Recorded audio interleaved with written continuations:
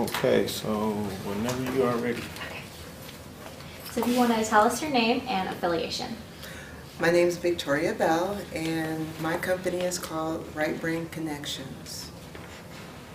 So Victoria, what do you think, what obstacles are preventing millennials from being successful in Detroit? The obstacles I feel that millennials are facing in the city of Detroit is a lack of connectedness, a lack of resources, and a serious lack of motivation and hope. Why do you think it's important that millennials are active in finding solutions and improving their communities? Can you repeat the question? Sure. Please? Why do you think it's important for millennials to actively participate in finding solutions and improving their communities? It's important for millennials to take action to improve their communities, because if they plan on having a community, they need to be proactive in doing something about it. In order to make money, you have to do the work behind it to get some type of revenue. It's the same thing when it comes to making your community or your street beautiful. You have to actively either tell other people to make it beautiful, or you have to do it yourself. And a combination of both actions usually work. So it's about taking that action and getting other people to help you. It's kind of what I call the Chicken Little syndrome. Sometimes you have to do all the work yourself, by yourself first, and then other people will, you'll garner the attention of other people and they'll help you out from there. But you have to make the first step. You have to get it started. Otherwise, and people look at Dan Gilbert as, maybe the enemy of the city, but if it weren't him buying up all the buildings and making renovations and trying to get retail business downtown, I believe that downtown would be, sitting maybe another 5-10 years with absolutely nothing going on. And what do you think the role is of the millennial generation in revitalizing Detroit?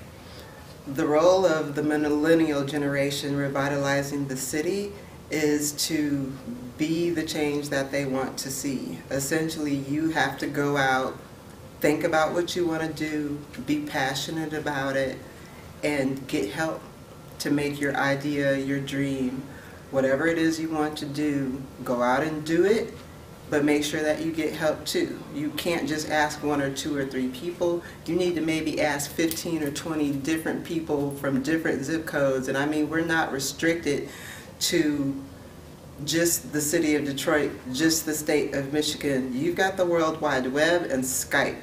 Okay, you can go to any library and get whatever you need from anybody, anywhere in the world.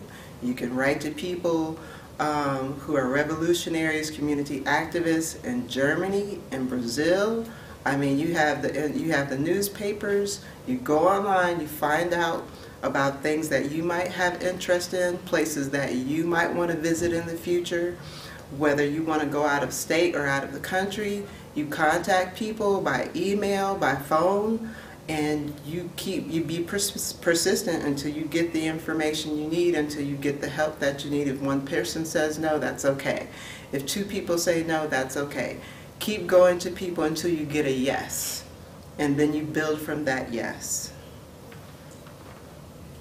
So how has Mobilize.org played a role in you creating change in your community? I would say that making direct connections with people who are already doing what I want to do is of utmost significance. Like last night during dinner, I sat down with people that I believed were introverts, and I just wanted to, get conversations started. Turned out that those were the HR people for GM. And I mean, I was about fostering creativity within people who don't necessarily think of creativity as something that they can participate in on every level. People who are focused on science and business always hear, I can't draw a stick figure. That's a really negative way to look at things, but creativity is more than just drawing. Creativity is about solving a solution, solving a problem with what you already have and what you already know how to do. So I mean, with the work that they're doing at the one particular Detroit public school, that should be in every school.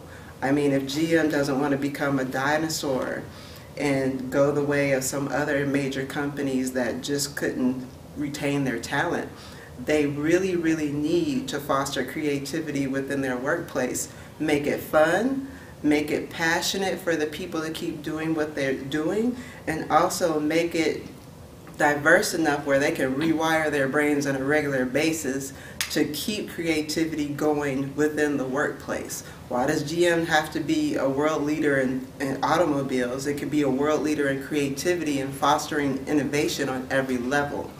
So instead of just using the STEM industry with science, technology, and engineering and math, put arts in it and make it STEAM, so that everybody knows that arts and sciences are married. They're not just having a fling, and just because they don't look like they go together doesn't mean they're not together. I mean, in order to build a beautiful building, it comes from the mind and the vision of the architect, and then you get the engineers to do the physics behind it. I have to say I love your creativity. It's like the way you put things together. You can continue. Okay. What is one thing that you have learned from participating in the Mobilize.org Summit that's going to impact your path to creating change? I would say actually knowing that other people are trying to do the same things, being connected with people who are on the same path, have the same questions, but knowing that together we can build and create answers for each other is probably the most helpful. Because when you're alone, it can, it can really, really get you down, and you can lose hope, you can lose motivation, and it's hard when it's just you. And you've got all the negativity of different things and challenges that go on in this city and just worldwide. You look at the news, it's all bad news most of the time. What are some good things that you can keep in your mind on a regular basis to keep going? And like I used to tell my students as a former school teacher, you have to keep the sunshine inside. The only reason why I would tell them, the only reason why I'm here in this classroom today is to serve you. You're the reason why I get up in the morning. I want to make sure that you can help yourself, help your community, and help your family by giving you what I know. I can't use it by myself. I'm not going to go out and build, the tallest building in the world. I can tell you how to do it. I can give you information to contact people that can tell you how to do it and actually help you. But am I interested in building a building? No. That's not what I want to do. I want to make sure that, creativity and innovation is fostered within every person that I meet. And that's extremely important to me. I think that the major companies, if they want to foster and nurture talent and retain it, they better make sure that they offer passion, play, and purpose to millennials and the people that are already working for them. And that's the only reason why that, they're going to stay. A friend of mine who did work at GM, he would come home every day, I'm bored at work. And he would come home with like these little trinkets that they would make while they were in the lab, that, gold chains and stuff that they had spray painted with different parts that were lying around. And I'm like, this is what you're doing at work all day? So, I mean, they need to make it interesting for everybody on a regular basis. You need to have fun, and you need to be able to make your work fun, too. If you're going to put in 70, 80 hours a week, we do. Okay, raise those note sheets high in the air if you're proud of them. Amber's going to come by and get them. Raise them high in the air. If they're really good, raise them really high in the air. Amber's going to get them. We're going to compile stuff. Okay, everybody, I'm actually going to pass you off to Amber, who is going to lead us a little bit while we're compiling our answers. Thanks. Other Amber. All right. So, I feel like there's a lot of good energy in the room. This is really exciting. So one of the things we like to do at our summit is to give everyone kind of a, what I like to call our dance break. So I wanted to find out, what was it that we did at the NC Summit? We did the wobble. So, does anyone want to volunteer to lead us in a dance break? Or should I just put some hip hop music on and we'll all just dance in our... Put the Harlem Shake video on. Harlem Shake,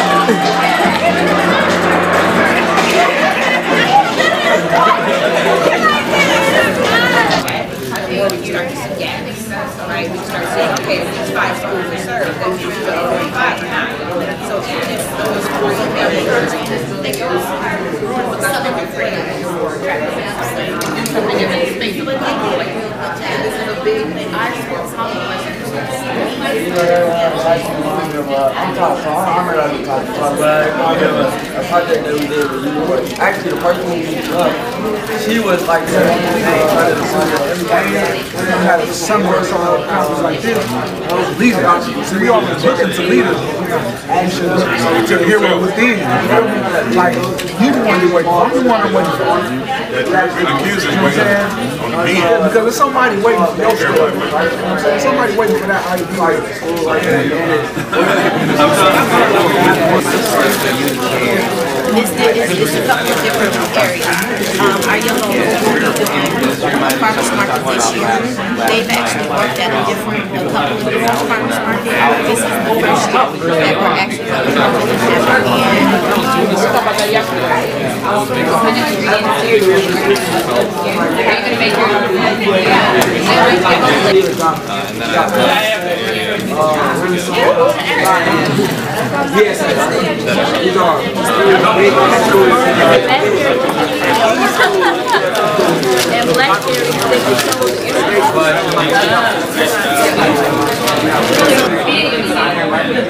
And blackberries, they can show I found what I was good at and then was able to become I was actually a business and I have done different things to make income legally. I love the technology. But then if you're not, you don't necessarily have to solve it. Like I'm not looking at it as a thing. I look at it as a cause. Like you just feel passionate about it. I sometimes you share your friends passionate.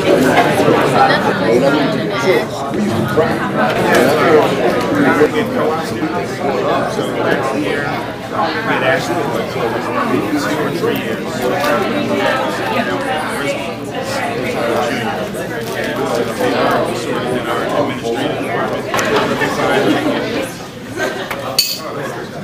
Okay, let's just give them a huge round of applause. Say thank you for coming.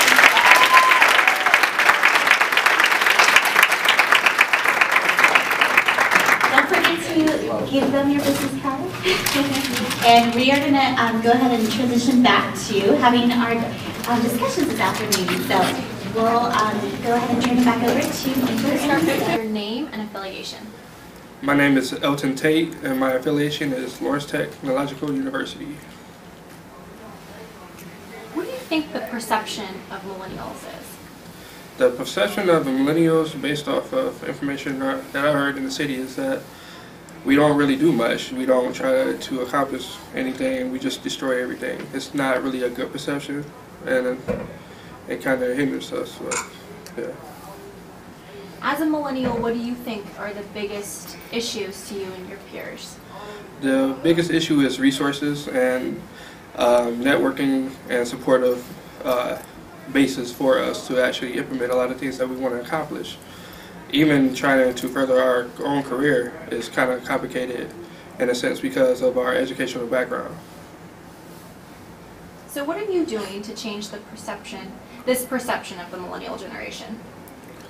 By getting more involved with the community, by doing positive actions, and encouraging the youth to do things that we haven't done, or to do things that we are trying to accomplish now.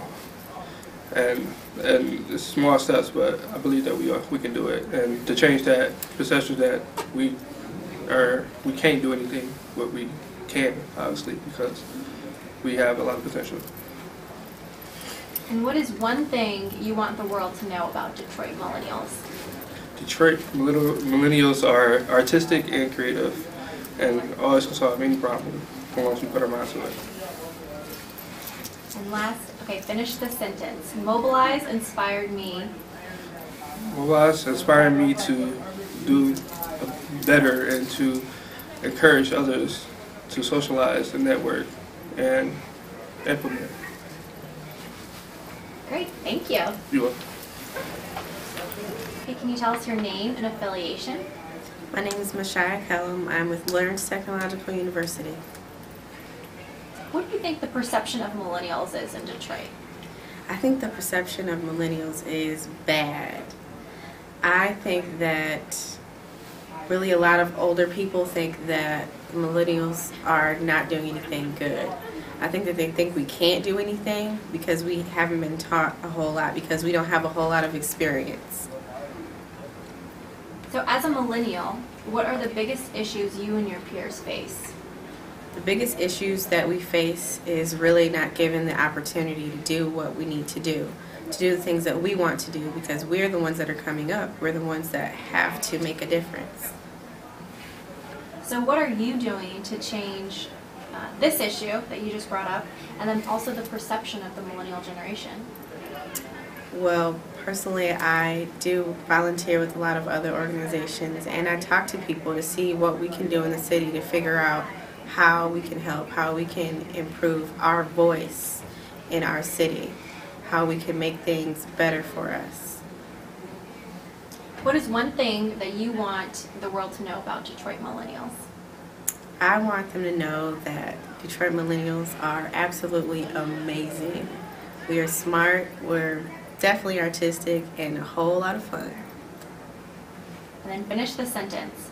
Mobilize inspired me to talk to more people and network. Can you do that one more time and do the whole sentence? Mobilize inspired me. Okay. Mobilize inspired me to talk to more people and network. Okay, can you say your name and affiliation? My name is Brennan Cook, and I'm from Wayne State University. Go Warriors. What do you think the perception of millennials is in Detroit? I think the perception of millennials in Detroit is, we're different. We're not the same millennials as, or we're not the same younger generation as like maybe 20 years ago. You know, like the people who are just graduating are like high school students, college students. We are not the same as those of 20 years ago. We're fresher, we're into technology, we're becoming more culturally abundant, so we definitely have a lot more, but the perception is it's like the newness that we bring might be a little different than what older generations are used to. So as a millennial, what do you think are the biggest issues you and your peers face? I think with a lot of the advantages we have with technology, that they can be a distraction at times, but if we turn that around, you can actually really use it to our potential. If we use social networking, if we use the connections that we have to come together, we can really like totally just rock. Do you think there are any specific barriers millennials face in regards to education? I think possibly the people who come from families who didn't really pursue education, but now they're wanting to pursue education, because now you need an education if you want to really contribute, if you want to really invest in yourself, and education is really useful. But people who come from families who used to make it on their own, that's one thing. So they have to really strike out, not necessarily on their own, but they have to be their support system to go and pursue that education. So what are you doing to change the perception of the millennial generation in your community? What I'm doing, I'm being myself. I feel like every person represents something. I personally, I'm representing the black community, I'm representing millennials, I'm representing Wayne State. So I'm going to be the best person that I can be and really bring the best of me forward so that I can be a good representation of millennials in this generation. So what is one sentence you would want the world to know about Detroit millennials? One sentence? That Detroit millennials, we're here to bring change. We're here to bring something new. We are a new generation and we're going to make an impact. And that's just how it is. We're going to make an impact and it's going to benefit everyone. And then finish the sentence. Mobilize inspired me. Mobilize inspired me to really, really get my feet into Detroit. I'm a student in Detroit, I plan to live in Detroit, and I even want to teach in Detroit one day. And it really, really makes me want to get my hands really into the whole situation and really flex my muscles as a millennial. Can you tell us your name and affiliation? My name is Shara Bennett, and I'm affiliated with the University of Michigan Dearborn. What do you think the perception of millennials is in the Detroit community? In the Detroit community, I feel that the perception of millennials is that we're apathetic, that we really don't care about a lot of things, and that we're disconnected from professional career networks and also from education. So as a millennial, what do you think are the biggest issues that you and your peers face? The biggest issues that I feel that the millennial community faces is how we're going to go about and affect community. Can I do that? Yeah. Can you ask me one more time? Sure. As a millennial, what are the biggest issues that you and your peers face? As a millennial, I feel that the biggest challenges that we face is how to connect our educational experience with professional career development. So what are you going to do to change this and the perception of millennials?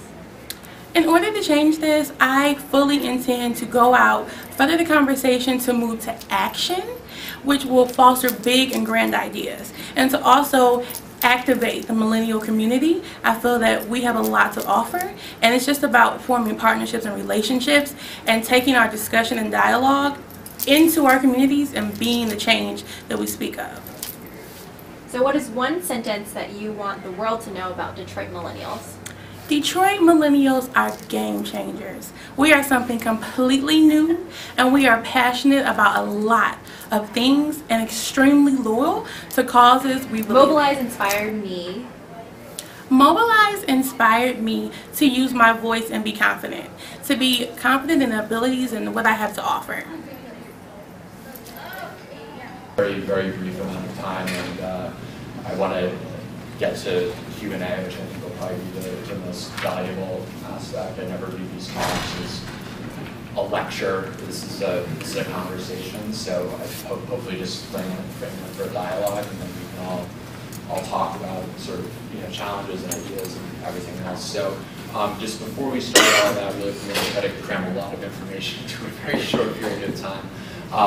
But really quickly, how many people, just quick show of hands, and the faster we do it, the faster we make the good stuff. Who here is currently in high school? Who in high school is here? Okay, a few. Who's currently in college? More. Who's post-college, graduated? Okay, anybody make the adventurous and smart decision to bypass college altogether? Yeah, all right. And look, there's a successful man right there. Didn't need college.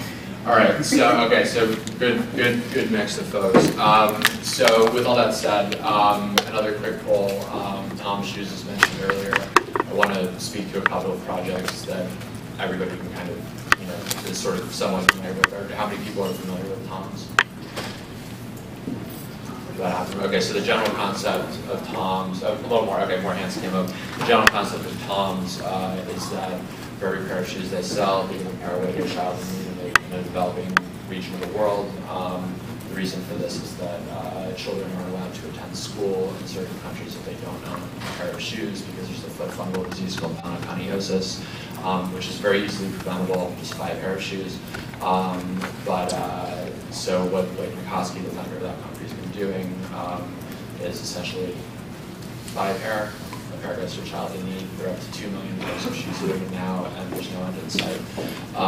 So I'm going to tell a couple quick stories about Blake and Tom's.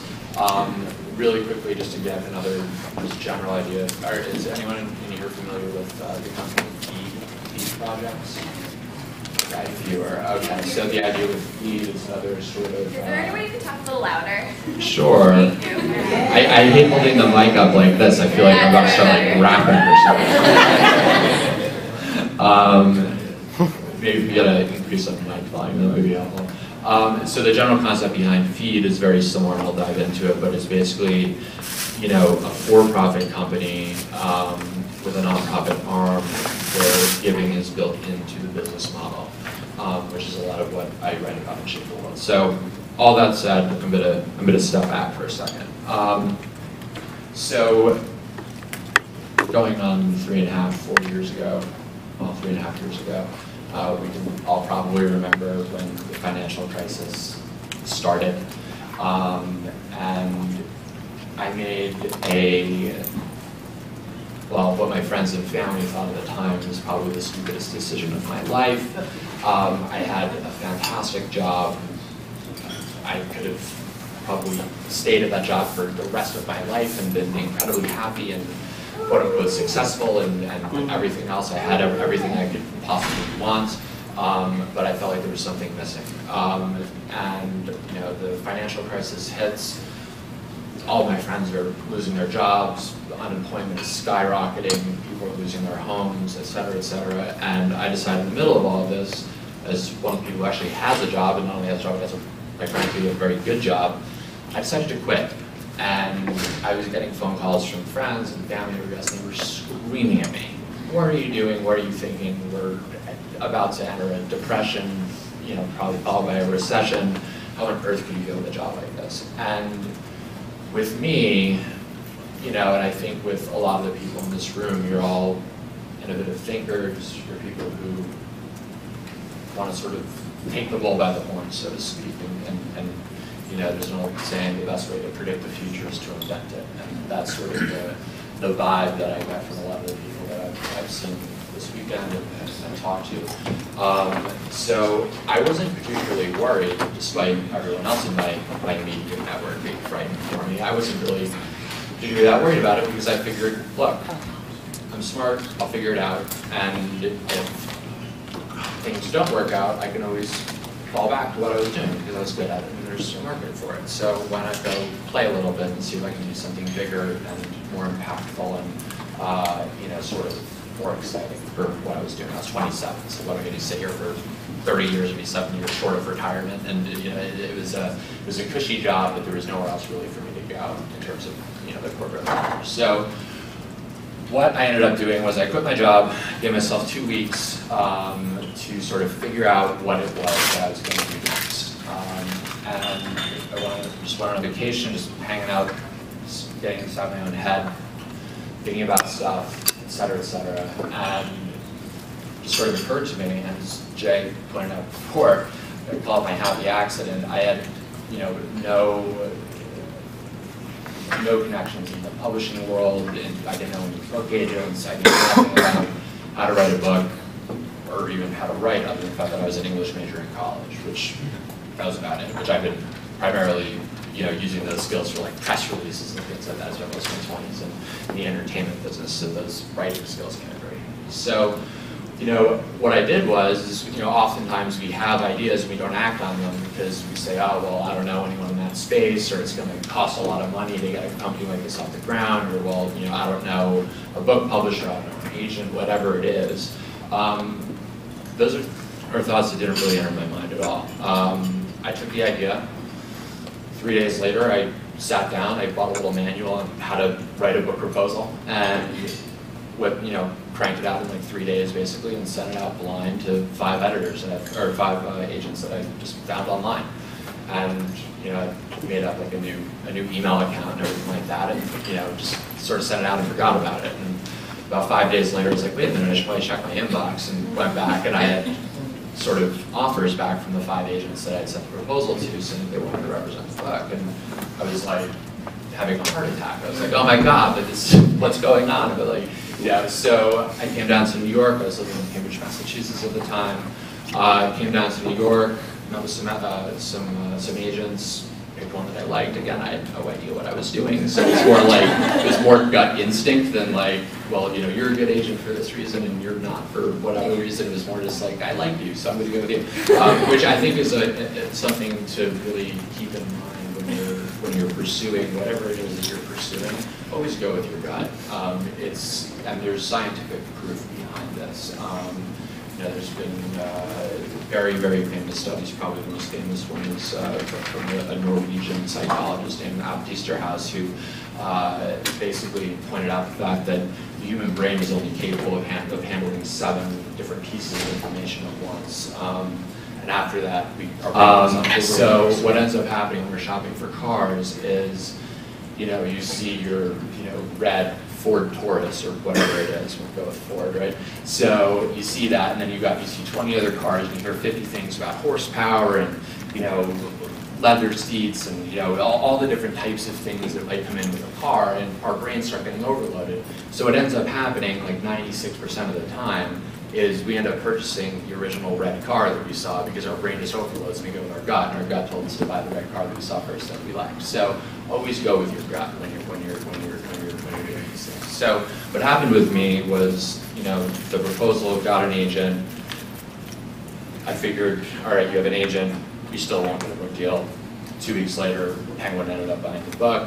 Or the idea for the book, they sent me out, and I got to interview, you know, a lot of people that I knew and a lot of people who I wanted to know. It's an amazing way, whether you have a company or a nonprofit or a book, it's an amazing way to knock on somebody's door and to get to someone that you want to get to, but you haven't been able to get to.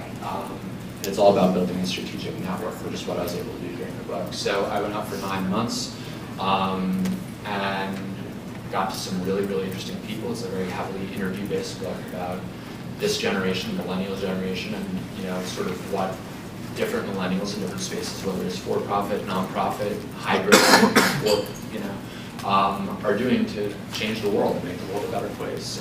This is a generation that, you know, as all of you probably know, you know, and experience in the every day, we wear our causes on our sleeve. You know, we're very different from the generation that came before us, but in many ways very similar too. As there's all saying, the apple doesn't fall far from the tree. We're all children of, you know, sort of the service generation. You know, the you know, parents who, you know, grew up during, you know, the years of the Kennedys. You know, and where philanthropy and giving started to become more in the mainstream pop culture dialogue of what was going on in the United States. And now what's happening is companies are being started where giving is built into the bottom line of these companies, just like any other line item expense that you might see, advertising, manufacturing, whatever it is. So to my point earlier, so I wrote this book, turned it in. 3 days later, I decided that I wanted to actually get back into the business that I was in, which was representing speakers. And, you know, when I say representing speakers, you know, it's you can see some of the folks who work with scrolling through here. You know, it's we don't work with like motivational rah-rah shish kebab type speakers. We work with people who are so good at their day job with audiences. And I then ended up moving back, and I met so many interesting people during the interview process for the book. I moved back and ended up signing a lot of them to my company because I've become good friends with them. So this whole book writing experience wasn't just a book writing and learning experience for me. It was actually, unbeknownst to me at the time, a way for me to start building my next endeavor. And what Guild, the name of my company, essentially does is meant to be a vehicle for social change. So what we represent a very diverse array of people, whether they're, you know, for-profit leaders, you know, non-profit leaders, anywhere in between. There's one commonality with all of them, and that's that they quote-unquote get it. And by get it, it's sort of what I was talking about before. This is, you know, the world is shrinking. The whole 6 degrees of separation is more like 3.8 right now is the latest number that I saw. You know, we're in a borderless world. We're all connected. We're either all going to succeed together or we're all going to fail together. And it's kind of what it is. So the people that we work with at Guild, are people who get that. It could be Nobel and Pulitzer Prize winners, it could be writers, it could be scientists, it could be people who started companies like Tom's and like Feed, and it could be nonprofit leaders, whatever it is, but they sort of have this common thread that they want to leave a positive footprint on the world, that sort of, they're leaving the world better than when they found it, if you will.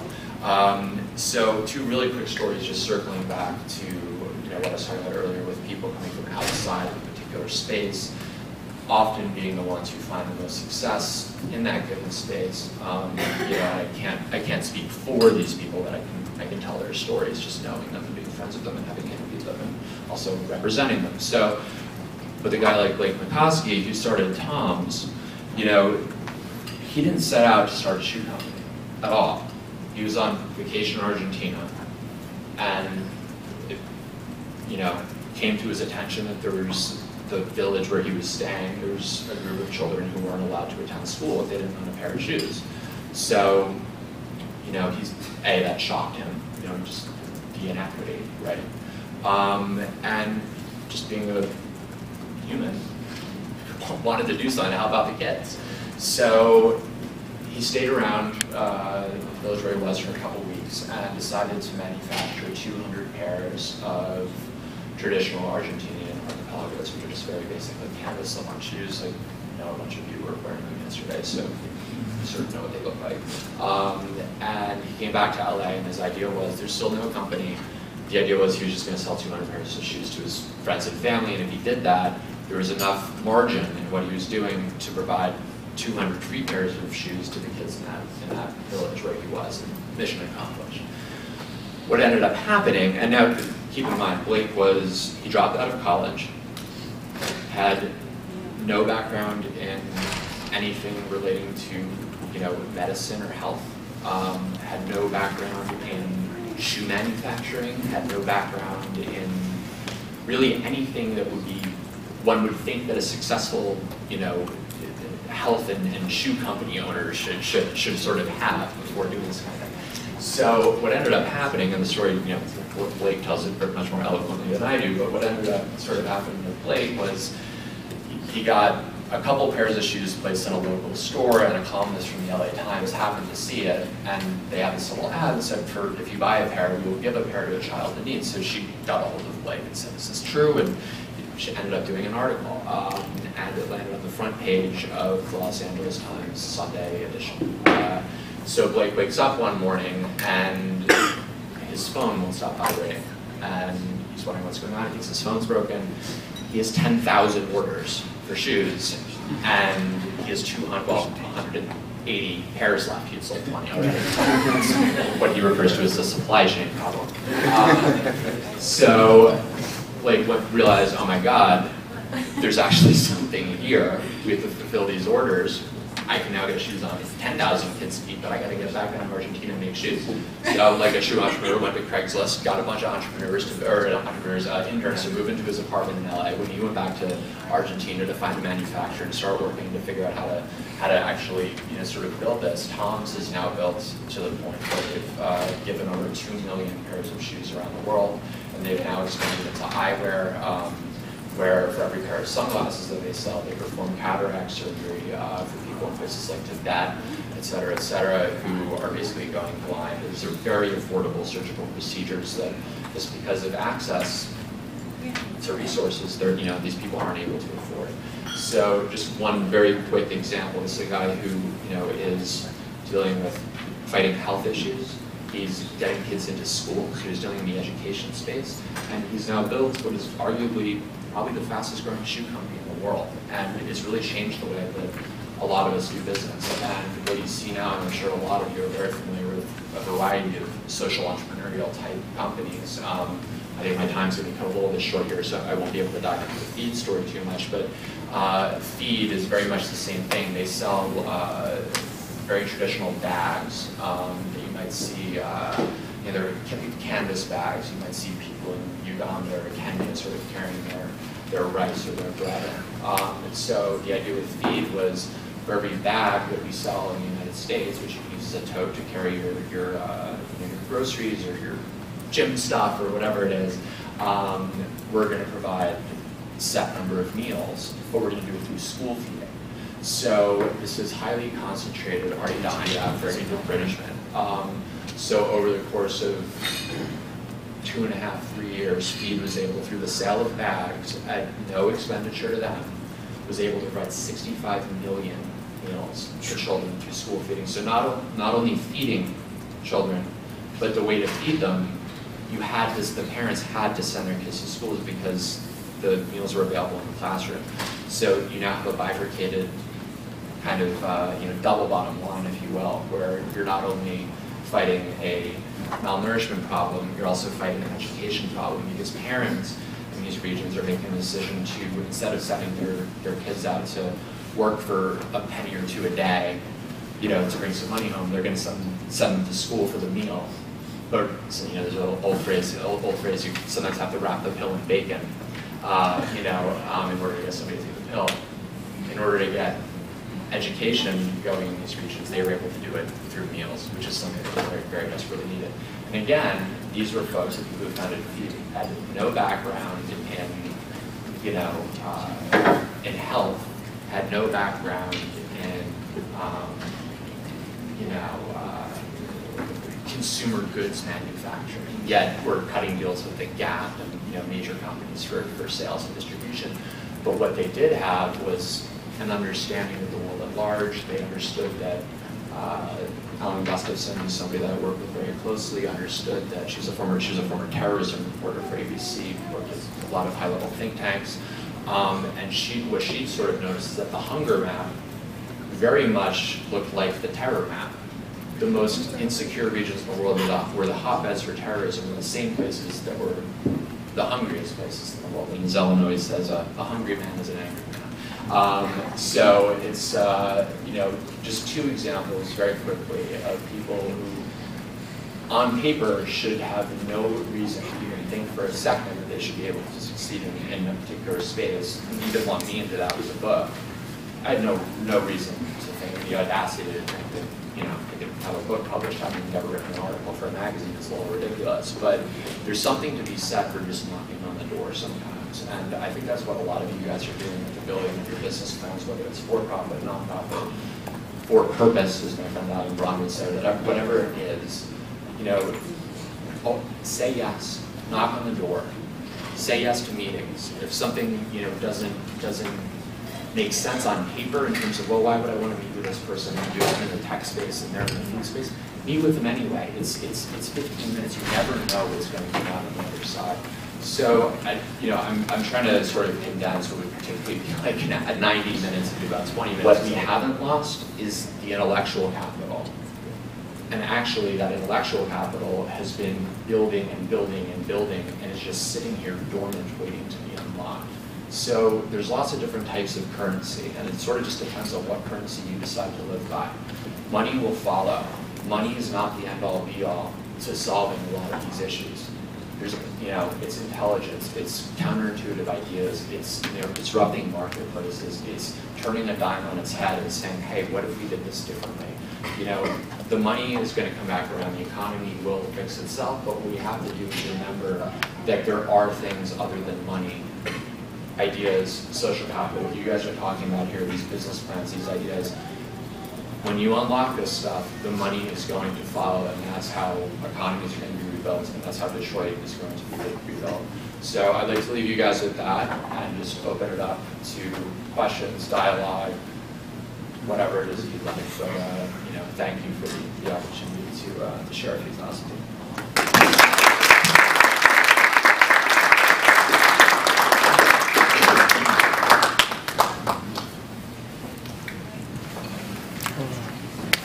Question?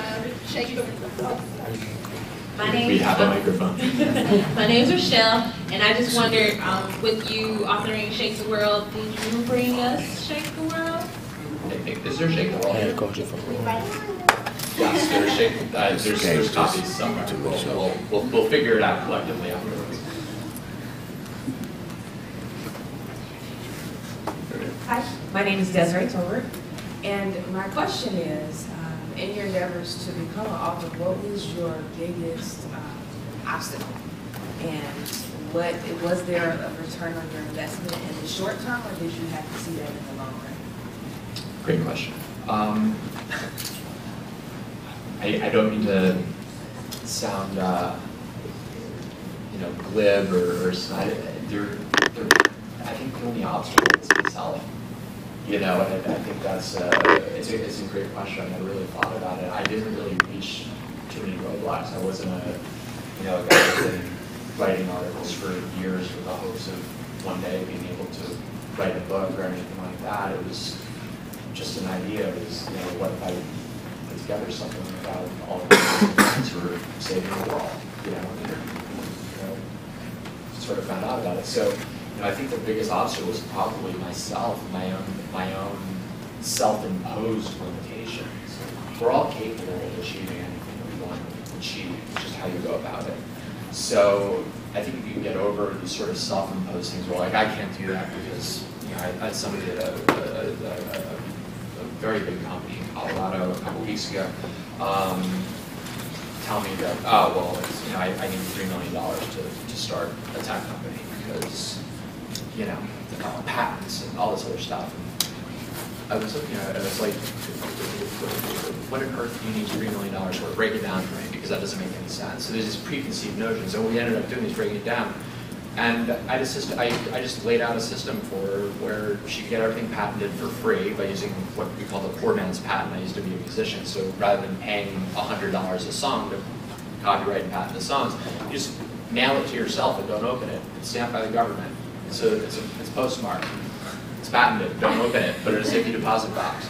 I just wiped out about $1 million of her patent fees right there. So it's these self-imposed limitations. I'm absolutely serious. So it's these types of self-imposed, false, if you will, limitations that we put on ourselves that become obstacles. So for me, I think it was more after I kind of got the deal, and the way book deals work is they pay you in advance, something like that. So I saw a return on my investment, and I was getting paid to write the book, but it didn't make me rich, but I was able to, but what it did was it opened me up to this amazing network of people, and that, in terms of return on investment, is still paying off and will probably pay off for the rest of my life. It is not, again, not necessarily in the form of green currency, but, whether it's bringing people into a company, whether it's coming and talking to folks like you, and somebody comes out of your business that ends up, creating thousands of jobs in Detroit, or, finding whatever it is that's right for you. So, for me, I think the biggest obstacle is my own self-imposed ideas, like, oh, well, you've never written anything before, you're not qualified. You somehow hacked the system and you fooled everybody, and they gave you a book deal, but you're not qualified to do it, that kind of stuff. But once I got over that, I don't think there were any real challenges. Just to be careful, will the book be rejected? That helped me or something. But I think once you get over that stuff, and you got to train your brain to think this way. I think it's really important. But wipe all that out. This is a world we are interconnected. I'll tell a really quick story actually in terms of an example of getting to people. Which is something we all want to know. If only I had the right connections. I hear that all the time when people are are trying to start a business or a nonprofit or have an idea. So people are going to know the company Zappos. Yeah? Like most of the people in here know Zappos. Okay, so Tony Hsieh, like arguably one of the hardest people to get to in the world, probably sold Zappos to Amazon for like $1.3 billion with a B. That was after selling a previous company for $300 million. I didn't know Tony Hsieh. How did I get to him? Any idea? Guesses? How do you get to somebody who's impossible to get to? I sent him a message on Facebook. He responded. I said, hi, Mr. Hsieh, you don't know me. I'm writing a book. I'd love to interview you. Can you spare 30 minutes? He gave me about 15 hours and also endorsed the book on the back. So, but again, it all depends. Knocking on the door. If I didn't think to send him a stupid message on Facebook, now I have a relationship with Tony. It's all about knocking on the door. So it can be that simple. I'm not saying everything you're looking for is sending a message on Facebook, but it's funny the way things work. It's not, things are not as difficult as they seem. They're as difficult as we make them. I think that's important to sort of look at. Can you say that again? That last Which part? About as difficult as we make them. That None of this is scripted. So It's not as difficult as it seems. it's as difficult as we make them. Thank you. Thank you. So my name is Laura Katz-Nelson, and thank you for coming to us to speak. I have a question for you. What would you say to millennials like us who have been kind of given a message, either like subliminal or just from our experiences in life, that like Somebody's subliminally messaging. well, not subliminal, but you can go for your dream, and if your dream is something social, enterprise related, or nonprofit related, that's great. But it's more about luck than it is about skill, and you're probably better off to feed your family in the future if you just go and be an accountant or something. You know, like it's more about luck than skill. What would you say to that? How do you find luck? Being in the right place at the right time, something you can't control. I think you can control luck. I mean, you do have to be in the right place at the right time, but you have to put yourself in the right place at the right time. To me, the definition of luck is when hard work meets opportunity, right? So, you know, I mean, it's an interesting question. You know, I think one of the great things that we have as millennials, and I'm a millennial too, you know, the idea is that when you're young and you don't have a lot to lose, you know, if you don't have a family, if you don't have a mortgage, you know, these types of things that you don't have a very, you know, hefty monthly tab, so to say, you know, monthly living expenses, whatever it is, dabble now, you know, dabble when you're young. Another way to do it, though, to your point, I mean, you have to live, and it's hard to get these things off the ground, and you know, it's living ain't cheap. You know, it's definitely possible.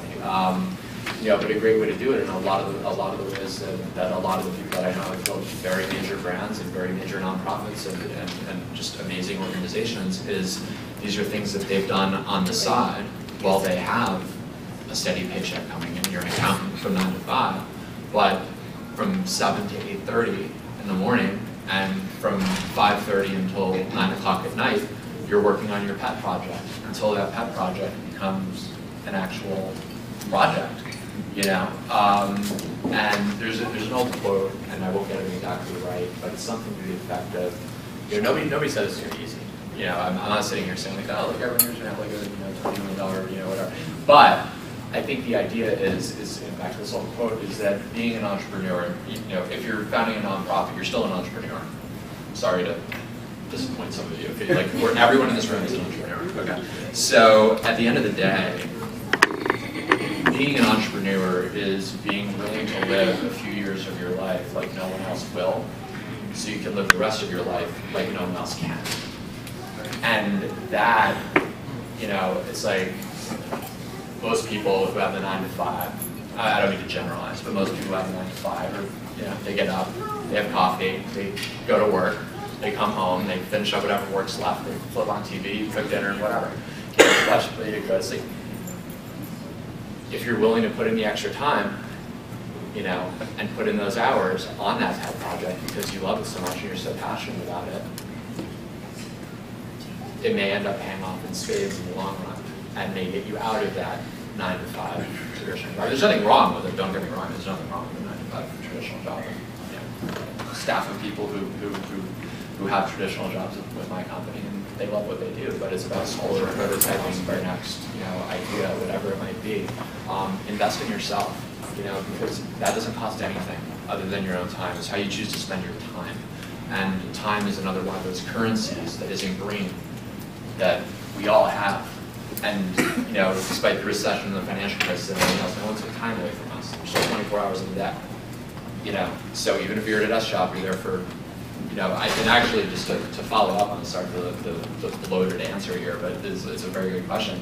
I mean, even at my when I was starting with this former company that I was at, which is the only time I've ever worked for anybody else in my entire adult life, during my lunch hour, I would go out to my car because and make phone calls for something else, because I was pursuing a pet project on the side. I would literally sit in my car in Cambridge and bang out 30 phone calls in 60 minutes from my cell phone, and then return those calls when I got out of work at 5 o'clock at night, because I was working for something else. It didn't end up working out, but that's okay, because I had a ton when I was doing it. So no one's taking time away from me. You know, the money might not be there, but the ideas, the time, all that other stuff is still there. So use that currency exponentially more than, you know, to make up for whatever capital is lacking on the other side. I hope that helps.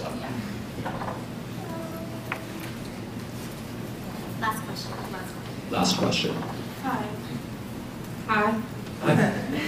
Hi, my name is Timberly Williams. I'm with Osborne with Billhorn. I want to ask, how do someone have to leave the U.S. to help youth when youth here is facing the same issues? I'm sorry, could you just repeat that one more time? How do someone has to leave the U.S. to help youth when youth here is facing the same issues? Okay, so how do you get somebody to help you if you're facing the same issues that that person is facing? Just to expand on that, just so I'm answering the question correctly, can you give me like an example, maybe? Like, okay, here, with schools. Yeah, so let's talk schools. Okay, awesome. Yeah. With schools, our schools here is like, could be like the same ones, let's say, in a different country, but more people, they leave outside of this country to go help them when we're facing the same issues in school as them. Opportunity, collaboration. It's all about working together. You know, I think one of the things that is another great thing about our generation, you know, this millennial movement, if you will, is, you know, I think. Can you speak up? I apologize.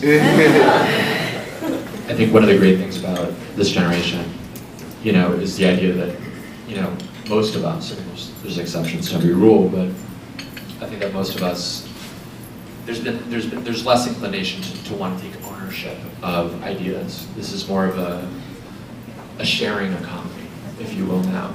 Innovations are shared. If you look at where technology is going, most industries are actually being open sourced right now. It used to be that you patent, you know, especially in science and medical research and things like that. It's all about the patent, you know.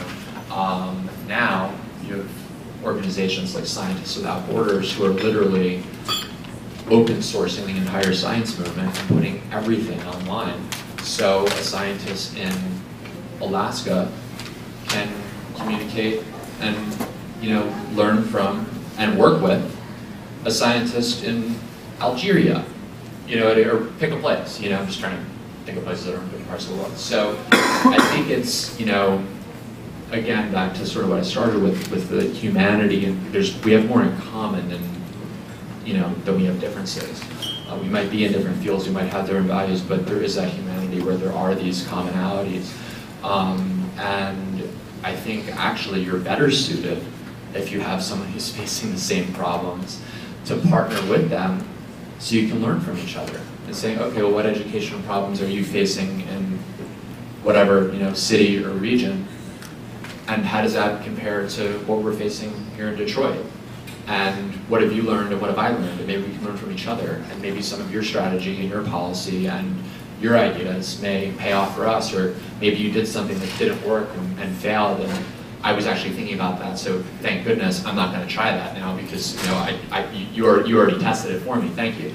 You know, those types of things. So, you know, look, like I said before, no one said this is going to be easy, but there is incredible intellectual capital floating around, and I think when you find your tribe, as I go to them and say, you know, to your point, you know, these are people who are facing similar challenges in different places. So embrace the commonality, learn from each other, share successes, share failures, partner. You know, I mean, I've seen incredible stuff with certain schools and youth sports organizations, for example, that are focused on social change, where you'll have a group in a wealthy, affluent community, maybe outside of Los Angeles, that partners online with a not so well-to-do community, either in the United States or elsewhere around the world, and they can share information via Facebook. It's like almost like a, or Twitter, or just email, whatever it is. It's almost like a, for lack of a better term, it's almost like an online, pen pal club, if you will. But I mean, there's a lot of information to be exchanged, and information and ideas are the most valuable thing that we have right now. Where there's cash shortages, there's idea swells. So, take advantage of what we have. And I think we're all in this together.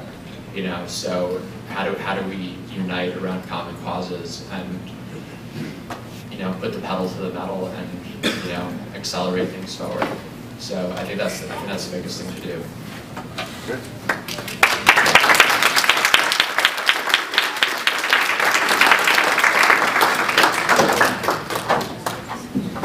Before you go, I just want to give you this as a token of our appreciation. So give him another hand clap.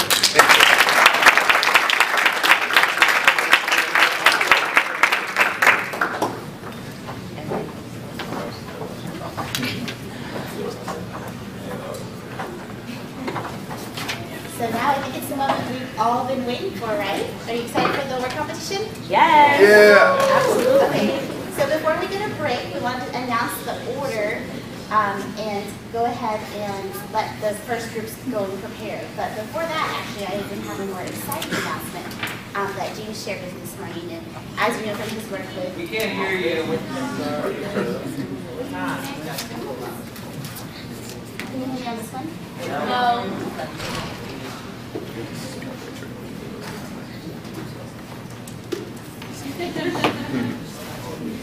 Mic number 3, can you hear me on this one? Yes. Okay. I think we need to do a better test on that. Okay. We'll do. There you go. We have so before I announced the order of the competition, before we got started this morning, James came to me and said, I'm really excited to hear all the really innovative ideas that all of you have today. And he said, I've been looking to expand my work here in Detroit, and I have a lot of this huge network. He's talking about all the social capital that he has of venture capitalists who are interested in some of the business proposals that we're going to see today, the venture ideas. So James has said that he's on the lookout for potential investments, and that he may be open to also investing in some of your projects. So, wow, thank you.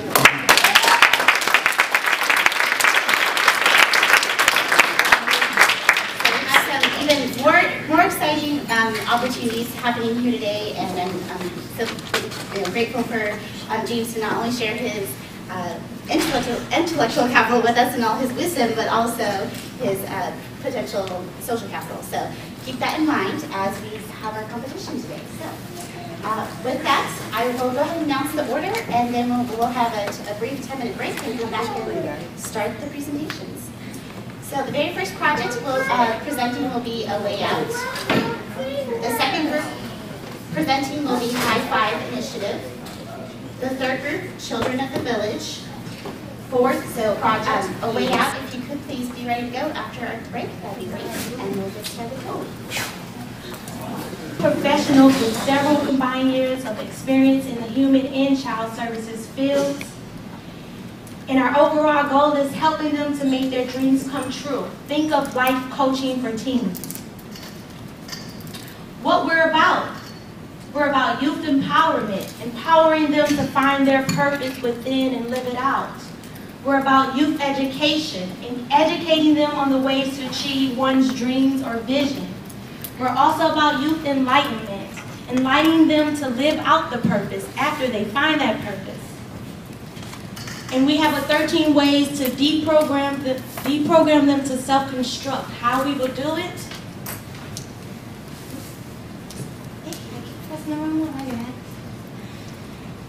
Money management and banking, jobs for you. Let them find out whatever job that they feel like doing and research it and live it out.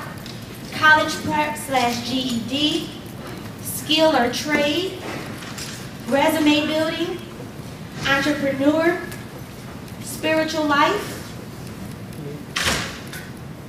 In all of these steps, these are all 13 different classes structured a format to teach them different ways to approach those things.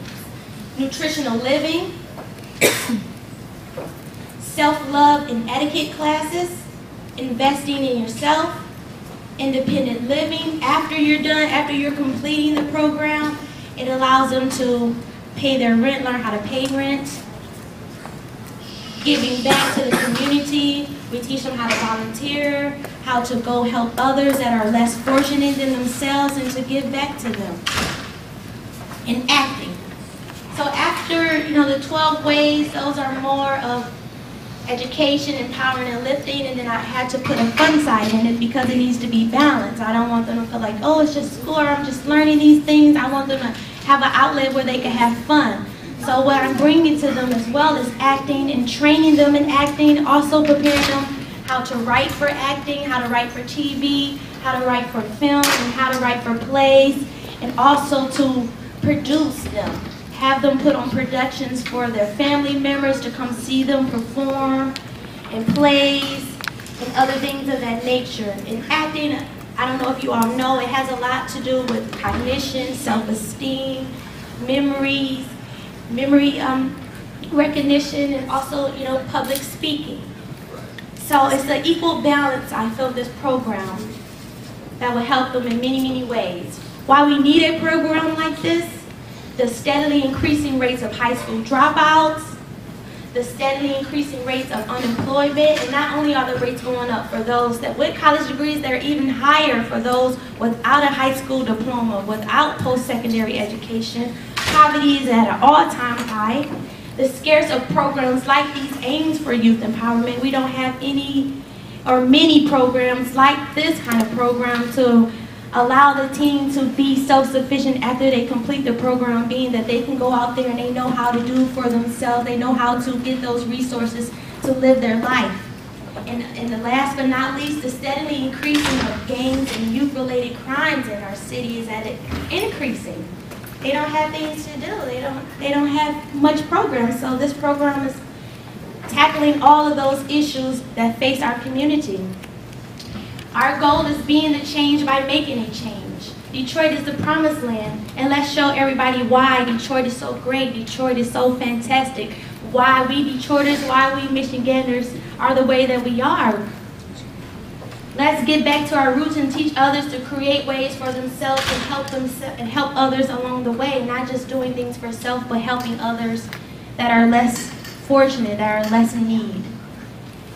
And last but not leastly, helping to shape creative and innovative young minds to live with purpose, to live their destiny, and elevating them to strive for the greatness that's within them.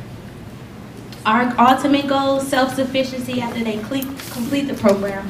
And there's no time frame on this program. And even if they finish, we still will give them sources as to connect with them while they're out independent living. They still be able to connect with us, call us, get advice or anything.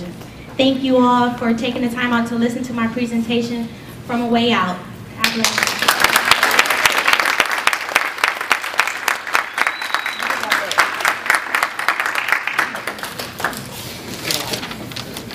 Turn them back into the neighborhood so they can screen the people who are actually welcome to their neighborhood.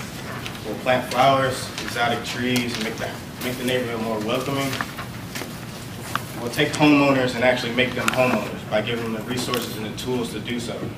We'll take the urban dirt roads in our area and turn them into urban gardens. But we won't do this without the consent of the neighbors around us.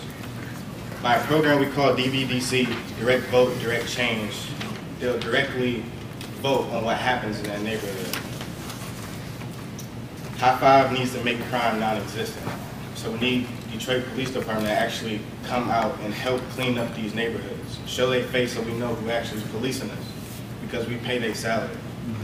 But we can't depend on the police department to actually keep us safe, which is why we need community watch, neighborhood watch, the nosy neighbor security system, because it works. We'll also hire private security by taking a donation of $5 from every resident, which gives us $25,000 a month to fund private security, the beautification process, and give our youth jobs. It's incredibly important that we understand that communication is the key to making all of this successful. It's very important that we understand that as Detroiters, like us in this room, we all have pretty much figured out how to communicate with each other without it being an issue. But you cannot say that you've come in contact with somebody who doesn't know how to speak to you properly, and then it becomes a hostile situation. So to avoid that, we are reaching out to those areas that don't get the access that we have today, or they don't get the privilege of the education that some of you may have that certain areas don't have. So the focus is that, this is a really big statistic too. The Knights Foundation found that less than 40% of Detroit actually has the broadband access to internet. So we can't focus on social media. We have to go face to face. We have to go door to door. We have to say hi to our neighbors. It's all about like positive interaction. We also have a media group which is called 5 and they'll document our entire process and it will be able to be watched virally. The education is also an issue because there is 200,000 adults that are literally like functionally illiterate. That's 47%, and that trickles down into the kids. So we have to build education because that's how we progress as a people, as a whole. It's also important that we understand that we're not just focusing on a specific rural area. This is implemented from one neighborhood to the next neighborhood throughout the entire city and expanding. It's not just a high five name. It's that act of smiling and saying hi and embracing your neighbor. Youth involvement is huge. It's huge because we are the millennials. So we need to teach the other 16 to 30-year-olds that they can also do this too. But they don't have to look like us. They don't have to dress like us. They don't have to sound like us. So it's important that we start to embrace the people that don't sound like us. We have to be the change. We have to be the change. High Five must invest back. We came up with the idea of creating a community house. The community house will house a daycare for low-income families, an automotive garage for basic maintenance to your car.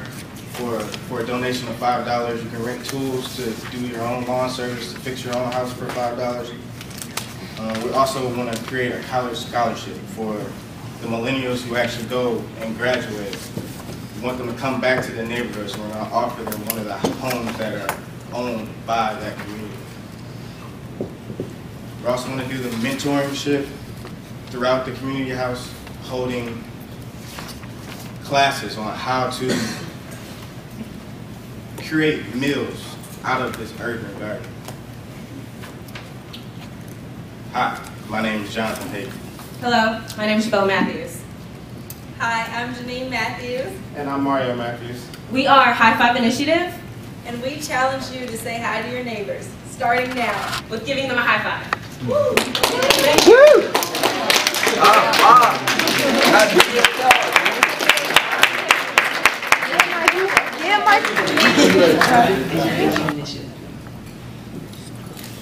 I am a child.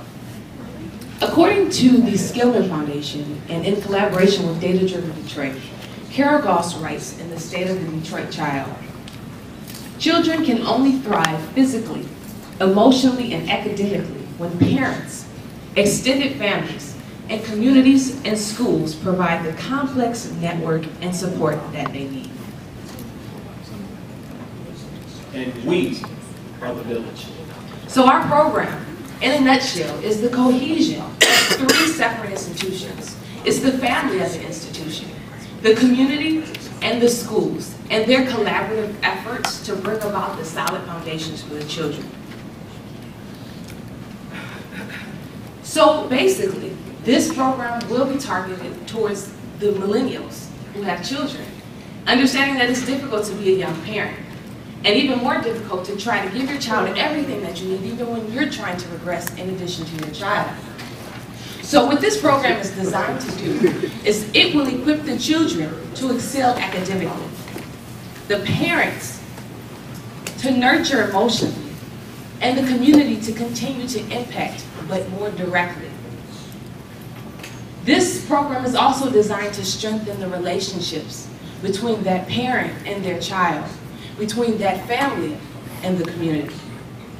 And then with all of these 3 entities or institutions combined, i.e. the village, this will prepare the youth to move forward and give them everything they need, the support system. Volunteers such as the collaboration of existing community partners such as GABSEP, Youthville, and all these components together, we will implement a curriculum.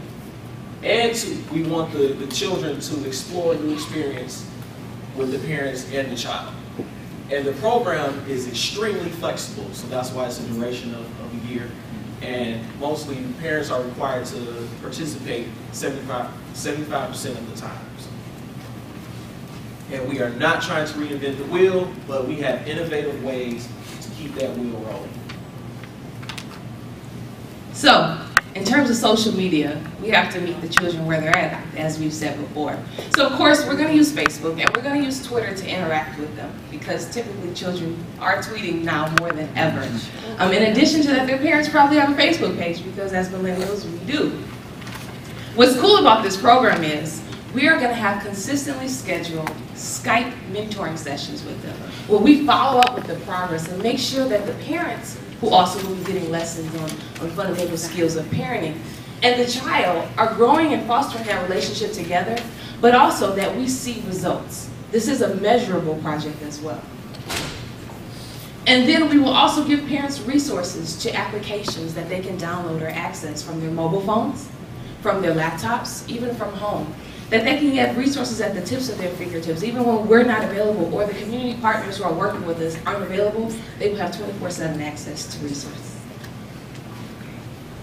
The cool thing about this program is that parents are required, like I said before, to participate 75% of the time. Every session will incorporate a unique community partner who will engage the participants in experiential learning opportunities in the city, so they get to learn more about the city as well as this program to incorporate their learning experience. And all curriculum is designed by our children, our Detroit children. It takes a village to raise a child. That's simple as that.